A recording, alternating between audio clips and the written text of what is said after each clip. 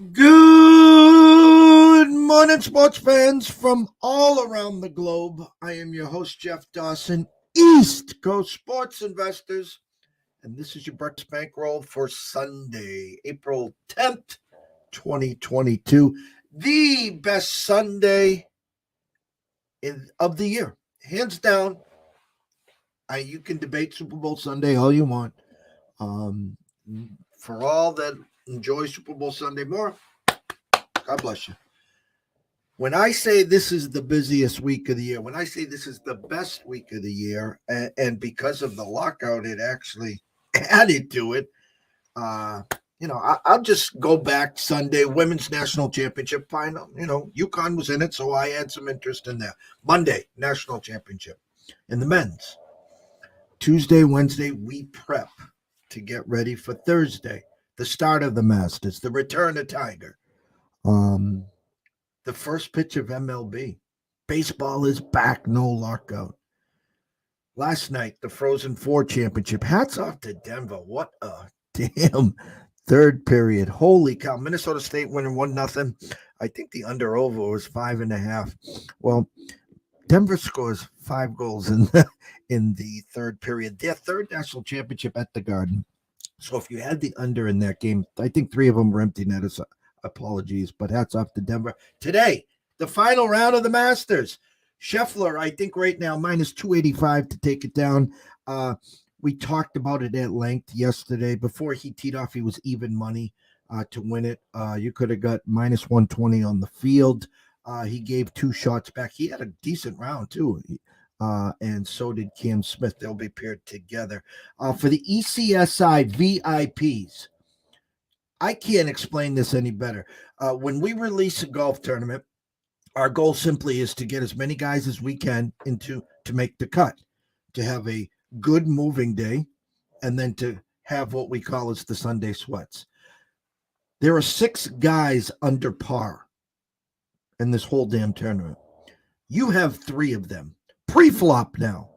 So we have Cam Smith at plus 2020, who is 3 shots back.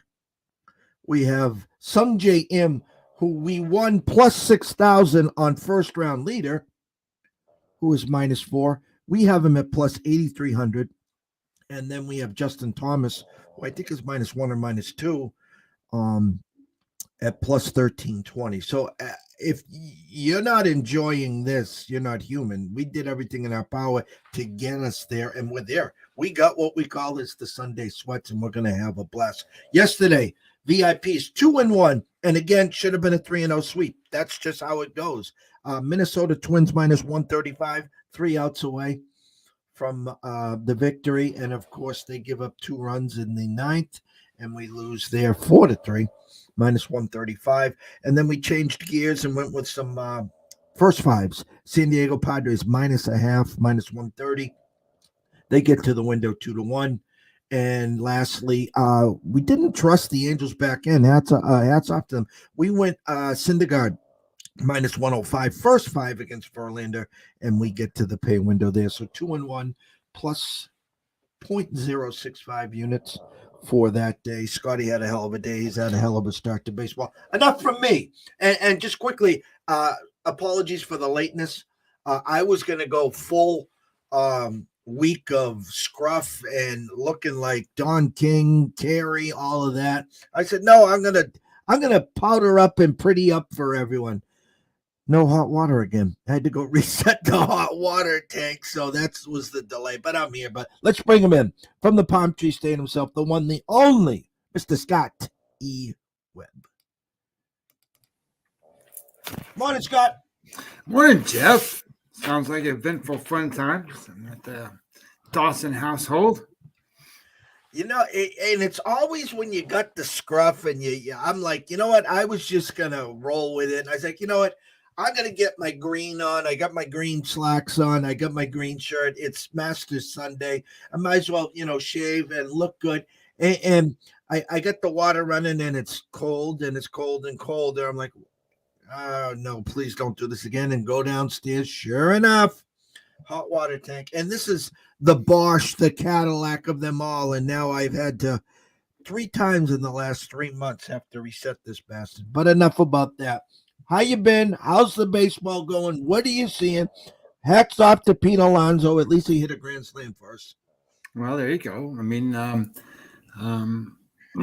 think that when I look back at some of those numbers for what the projections look like, it's he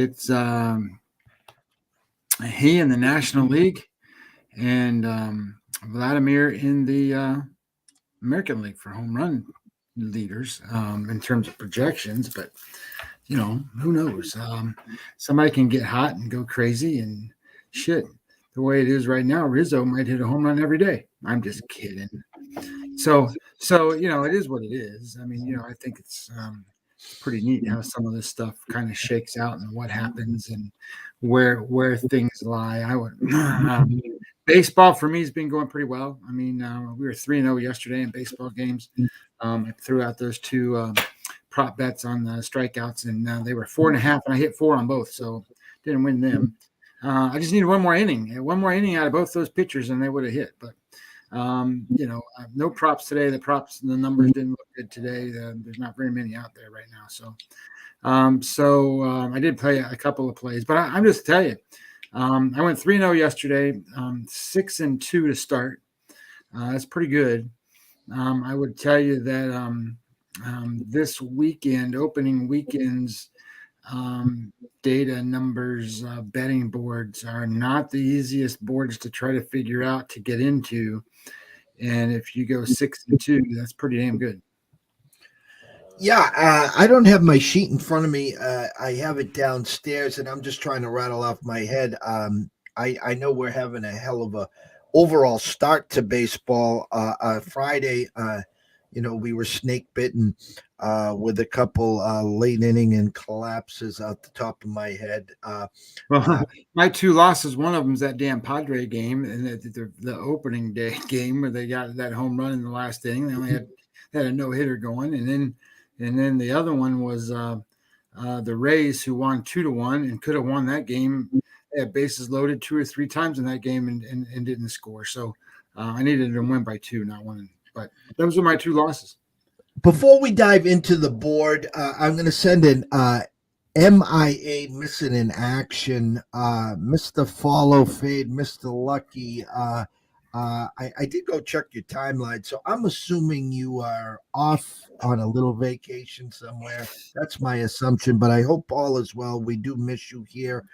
Anyone new to our shows, to our followings, as Scott has talked throughout the week, he's picking up a lot of steam on his site. Just do us a favor, head on over to YouTube, hit the subscribe button. It's free. And smash the like button, and also do that on Twitch if you have the Twitch app, if you're on Twitch, because we are planning to go live stream as soon as my damn IT guy decides to get his butt over here, but that's for a whole nother story. It's Sunday, guys. Check your bankrolls, see where you are. If you're up a couple units, push it aside, play a little action parlay, which the VIPs will get later today. The week's complete. If you're down 3, 4, 5 units and you're going into today expecting not only to make that back but to make some money, more often than not you're gonna get smoked and you're gonna wake up Monday morning probably hungover. First of all, with a big melon. Second of all, gonna owe the man double what you owe him right now, and third of all, you're gonna then get into the new week pressing even more. So Scott, I want you to set the mentality, if you could, to the viewers and people out there. It's the first official Sunday of MLB. So I know how the mind works, okay? And I always talk about the Jedi mind tricks, okay? So I'm looking here at a Phillies team that's 2-0, and of course the Oakland team, which is going to be, I bet you, one of those teams that you're just going to go against. And Oakland being Oakland, at some point is going to heat up and start to win. Okay, again, Tampa 2-0. And for all those people out there on TikTok, and I'm not going to call you out, but sitting there smoking cigars as you're giving out Tampa the first 2 days, minus 280, minus 220, and now I think they're 20-1 now, Scott, or 21-1 in their last 22 against the Orioles. And my conversation here is, again, we talk about giving out the minus 220s, the 240s, the 260s. I'm not talking about run lines, first drives, or anything like that. So that's that. Washington 0-3, and the Mets are 3-0. The Royals 2-0, Whites the Guardians 0-2, Seattle 2-0, Minnesota 0-2, St. Louis beating up on the Pirates 2-0 versus 0-2. Same with the Cubbies in Milwaukee. Now I talked about uh, regression with Milwaukee, and I talked with Colton at length about this. They got the first two, and the Brewers are now 0-2. And I guess the big one here, and it's the the ESPN game, the Red Sox 0-2 and the Yankees 2-0. Now again, these teams can go 3-0 and the others can go 0-3, just with the best of them. But can you set the stage and just set the mentality straight that every game's a different game and it doesn't matter? Yeah. Okay. So a couple of things. Today's Sunday. So in Major League Baseball, Sunday is a historic travel day. So a lot of times these guys, and it's not so much, there's a couple of games that are the same for next starting Monday, but not many. So a lot of these teams travel to the next city. So managers take today and say, okay, today's the day the backup catcher plays. Today's the day that one of my veteran guys needs to get off his feet days. Now I get it. This is early in the season, so it may not happen today. But looking at the lineups, some of them have been released here now. So there's a lot of backup catchers playing today. So you got to understand a little bit about what the day is. So that's number one. Number two, I would tell you that teams that don't win a lot, these are the Baltimore Oriole kind of teams, the Colorado Rockies kind of teams, those kind of teams, they look at Sunday as this is the day I can pick up a game. So their mentality is a little different. They want to win these games a little bit more than, say, the veteran type teams who are moving on to the next city. They got their bags packed, ready to go to the next hotel. So that's number one about Sunday. Now, the other part of this equation is when you have teams that are 2-0 or 3-0. Number one, there's nothing to say that they can't win the next game. There's nothing to say that. However, I would tell you that it's not a rare circumstance. It's a 50-50 circumstance that they win those next games because it's 162 games, and these are professional baseball players. Now, there is something to be said for certain things. And the one thing that I will tell you is, I made a comment in my blog today that was sent out about Jeff. And one of the things Jeff always says is, and he took that from Mike Francesa, was if you're not there at the beginning, you're not jumping on in the middle or the end. So if you find something going on and you're writing it, write it. Write it. I don't care if it's 3, 4, 5, 6, 7, 8, 9 games. It doesn't matter to me. And I found one and I'm doing it. So as I'm saying those things, you got to remember that Major League Baseball is every game is dependent upon the pitcher that pitches that day. I'm just telling you. And you want to look at the pitcher matchups as best you can and how that pitcher is going to handle the opponent's lineup as best you can, and then get an understanding. So, for example, one of the games that's really tough for me today is I like Seattle today. I like Seattle against Minnesota. I think that Marco Gonzalez is the right guy to fit that spot today against the Minnesota lineup. Now, having said that, I go back and I look at him and he gets bombed. So that tells me I'm not going to play that game. Even though my number tells me I should play that game, even though the value tells me that that's the right side to be on today, I'm just going to stay away. Now, that doesn't mean that I would poo-poo the idea that somebody played it. I just found a reason not to. So that sometimes that stuff pops up, right? I mean, like I like Kopech today. But at the same time that I like Kopech today, I don't know how far he's going to go in the game, and I'm just going to leave it alone. So it's early. You can make a lot more. How do I say this right?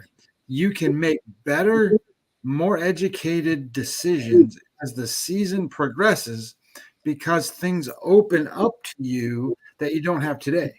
You have current data that you can utilize as the season goes on. You have other things that come into play that you don't have now. I'm only using a third of the numbers that I have to handicap these games with. So I feel like I'm running into a wall half the time. My head hurts trying to figure out how to get into these games. So at the beginning of the season, just be careful. There's a lot of games to play. I'm playing 2. That's it. I played 3 yesterday. I'm playing 2 today, and these the games that I'm playing. I think they'll be quite obvious as I say them, but I mean they're just scenarios and situations where I think that the matchup matches. So that's why I played it. But be careful. Don't go crazy and don't think anything's automatic. There is no such thing as a Major League Baseball team not having any chance to win a game. That is 100% not true. Colorado beat the Dodgers yesterday. There you go. How about that? And again, I cannot stress enough the Jedi mind tricks. And I think you also said something very correct in my thought process. And Mike Francesa, I always give him the credit. They're the pioneers. WFAN way back in the day, and Mike always said, if you weren't invited to the wedding, don't expect me to go to the funeral. And that's what the mentality that I use. And I get asked a lot of questions. Hey, Jeff, the over in the first period of the Wild has gone over 8 games in a row. Should I play the 9th one? Well, I wasn't there for the first 8. I apologize. I see this stuff. And this is what I really like to stress here is the fact that, guys, we're here to give you as much education and what our eyes are seeing. You also are on social media. You're also following a boatload of people. So what you take from us and you take from other people is what you're adding to your resume, to your portfolio. So if you're following John Smith from Washington Post and he's on a heater on the Capitals and you've been following it, stick with it. I see it. I hear it. I wasn't a part of it. I'm not going to jump in like Scotty said, in baseball, especially if you win 6 in a row, you can easily win 7 in a row. If you've lost 6 in a row, you can easily lose 7 in a row. Like the Red Sox here. I said all along, I'm on the under this year. They've had seasons where they've started slow and they've come on like gangbusters. I don't think it's going to be this year. Would I be shocked if they get swept here? No, I would not. I don't. I think Houck's a good pitcher. I think that him and Montgomery are going to battle. And if you want to put a gun to my head, like I left on the desk in my alert to the VIPs yesterday, I leaned Yankees yesterday.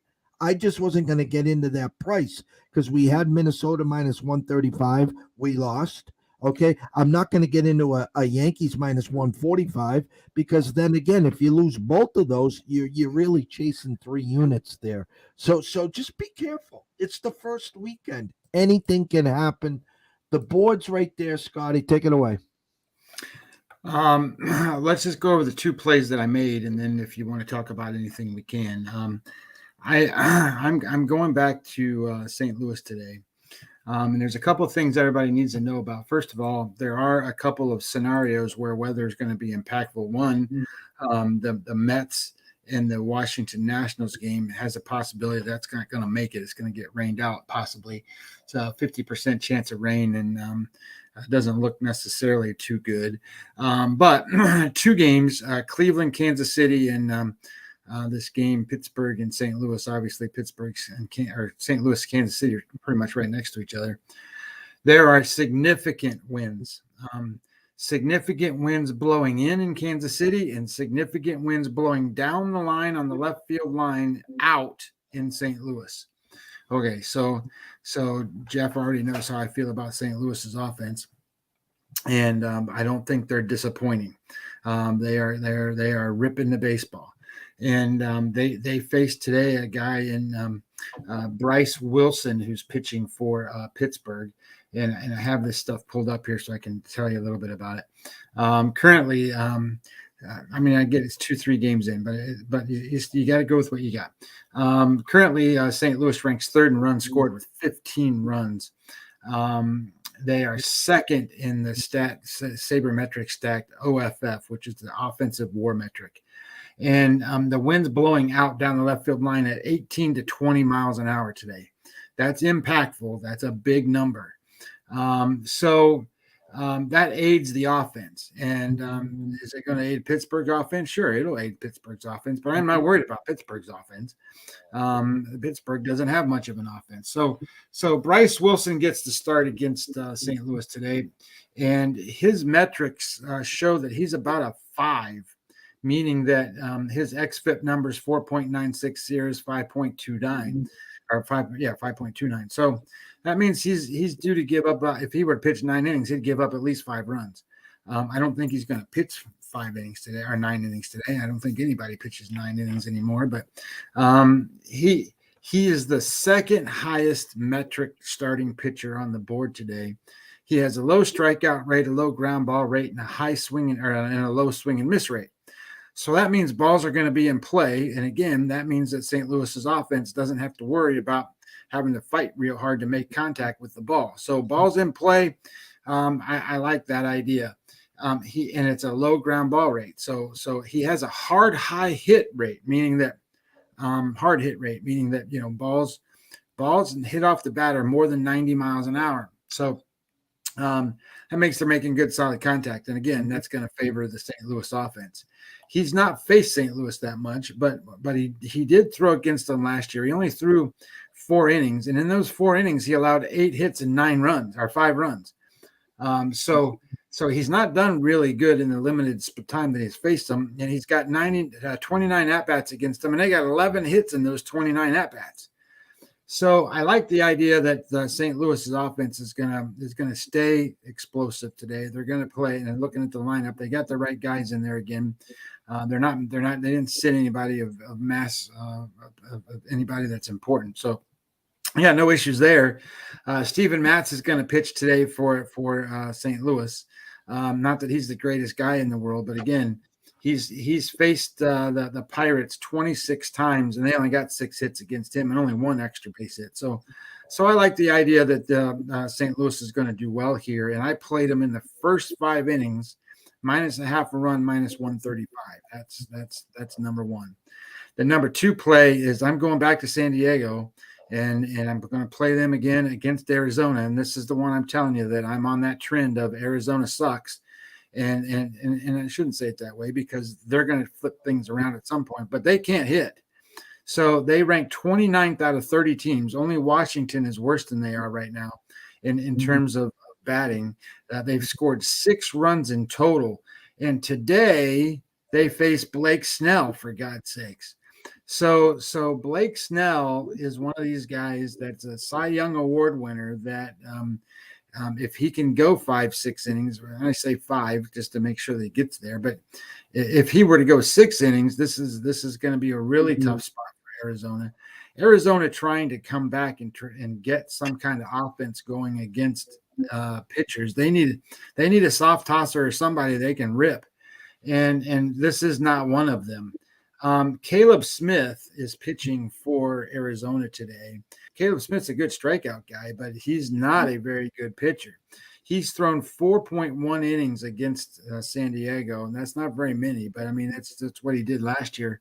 He allowed 9 hits and 8 runs in those 4 innings, and he allowed 9 walks, and he's a walk machine, this guy. So what I'm looking for here is the idea that they're going to put guys on base, and that's going to significantly help San Diego. And I'm going to ride him again. I'm playing a -1.5 today, and I got that at -108. So I got -108 and -135. I mean, I didn't find any real dogs I was going to jump on. I didn't like that Seattle play, but I backed off after I looked at Marco Gonzalez. You know, he's a soft tosser, gets hit around, so he's got to pitch a great game to get there. So I left that alone. And Arizona batters, by the way, have faced Blake Snell 60 times. They only got 6 hits. That's a 0.95 batting average against them. So those are the 2 games I'm riding with today, Jeff. So when I pull up the Wager Talk board and I'm showing everyone the Wager Talk board, it's free. And why I like to show this to everyone here simply is this: is you get a few of the Vegas Strip on there. You get Circa, Westgate, South Point. You get DraftKings. You got Caesars, WinBet, Pinnacle, Bet Online, Heritage, Consensus, and Bookmaker. But what I really like it is I call it one-stop shopping. It allows you to go into first half numbers. It allows you to go into spreads, money lines, team totals. It gives you a lot of free options. I get in a lot of questions, Jeff. Where can I go to get the best bang for my buck? But everyone wants it for free. Wager Talk for free does what I think is the best right now. I'm not a covers guy. There's a million spots you can go to. Go where you're comfortable. Vegas Insider, uh, um, covers wherever you are. I personally, ECSI, we pay for Dawn Best. Now, Dawn Best is like NASA. I can follow 50 sports books. I am pulled up right now to Pinnacle, Jazz. I got South Point, Westgate, William Hill, Circus, Caesars, Wynn, Mirage, Golden Gate Stations. I get the whole damn Vegas Strip. So when someone says, Jeff, you're lying, I got this number, I'll take a snapshot and show you that live up to the second number, what I am seeing right now from them. But I pay, and you pay how if you want up to the second, if you're in that other type of business and you need up to the second, you can pay $500 a month for this. Or you can get a 2-minute delay and pay $1.25 a month. So, Sports Insights, I'm grandfathered in. I'm an hour away from Sports Insights.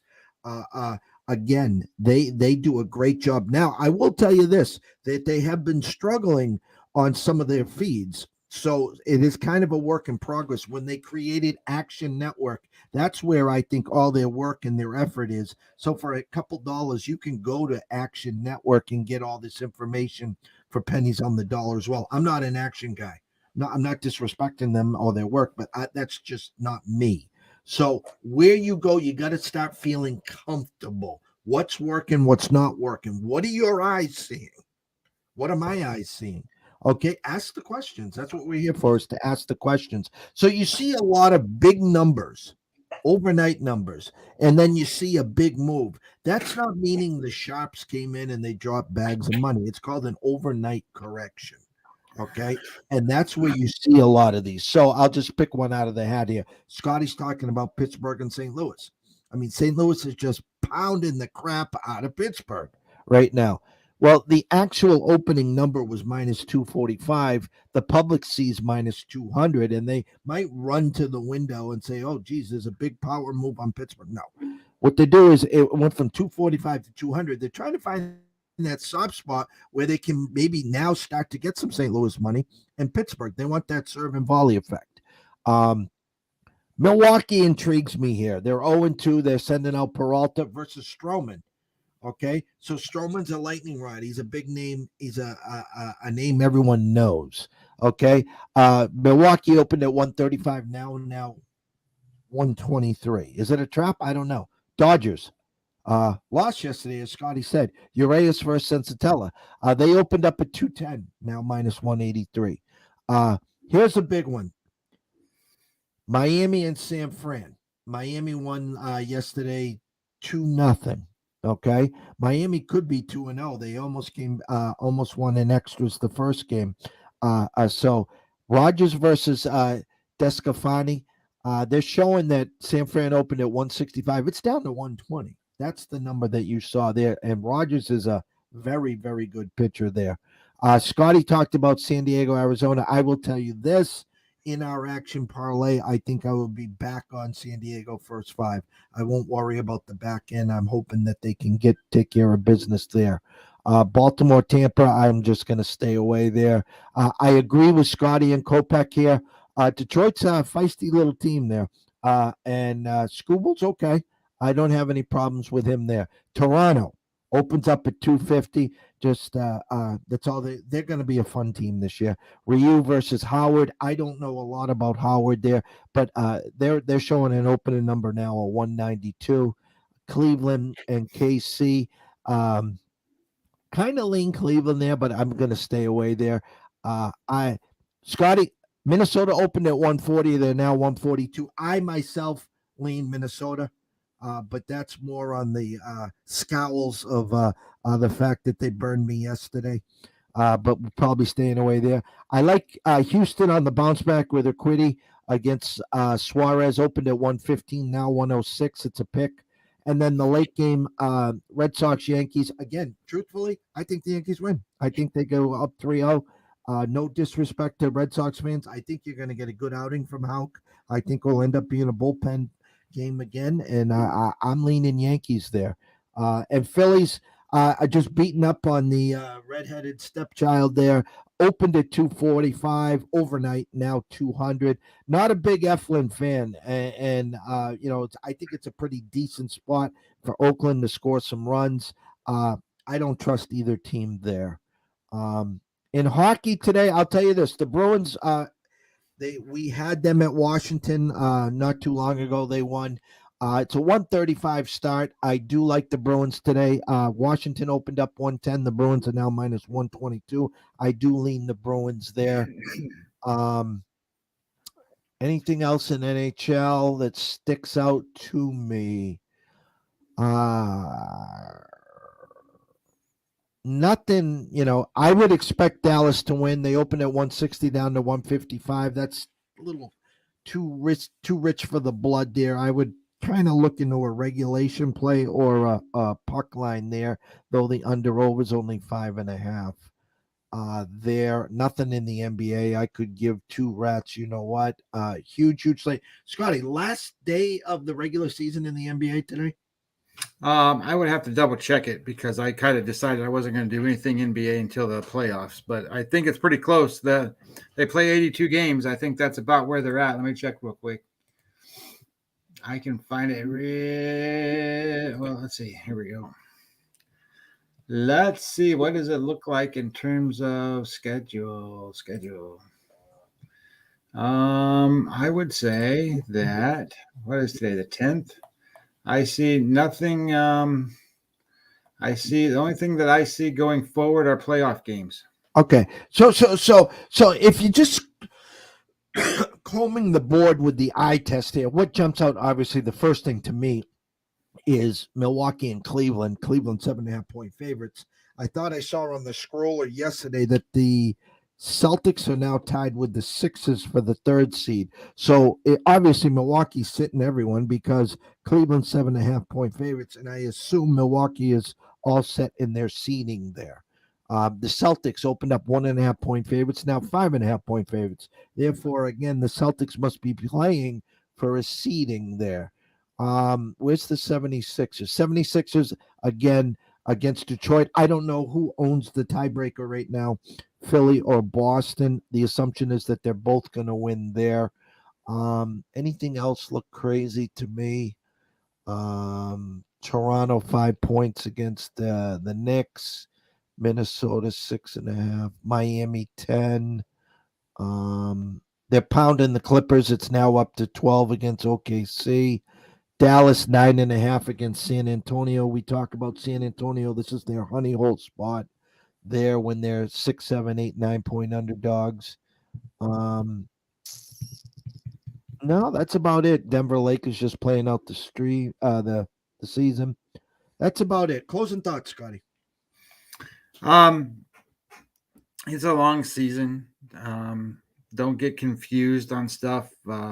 Stay a little bit grounded, and I think things will iron themselves out. I will tell you that none of the teams are as good as they look right now, and none of the teams are as bad as they look right now. Don't be surprised at certain things. I wrote in the blog yesterday that if you were strong enough willed person, you should bet Colorado yesterday. I wasn't, but if you're strong enough willed to do it, then you should do it. And the other thing I would tell you is, I know Jeff's not in this arena tonight, but I would tell you, I think over the first 5 innings anyway tonight, Boston's going to be ahead. No, and again, I'm a big Hulk fan. I love. I really, really, really wish we still had Erod. That's I would not have had a problem with Evaldi, Pavetta. Actually, it would have probably gone Evaldi, Erod, then Pavetta, then Hauk, and then whenever Sale came back, because I wasn't expecting a lot from Sale again this year as it was. Well, I think they were expecting him to be right there at the beginning of the season. I mean, he's the guy that broke his rib or did whatever he did, doing whatever he was doing. I mean, even if it was pitching, he broke his rib. So now he's out for 6 months or whatever. He's or not 6 months, half the season anyway. So he won't be back till till June. So and then what you get from him is whatever you get from him, but you get a better start than you're going to get from some of these other stupid asses they got. For me, listen, I'm all smiles. I got us in position where we're going to have a hell of a Sunday meeting. We got three guys. And let me just preface this on the Masters. If Sheffler holds on, God bless him. We talked at length, plus 100 a day ago. You could have got him after 36 holes. Vegas is telling us, hint, hint, minus 120, that he wasn't going to hold on. He gave 2 shots back.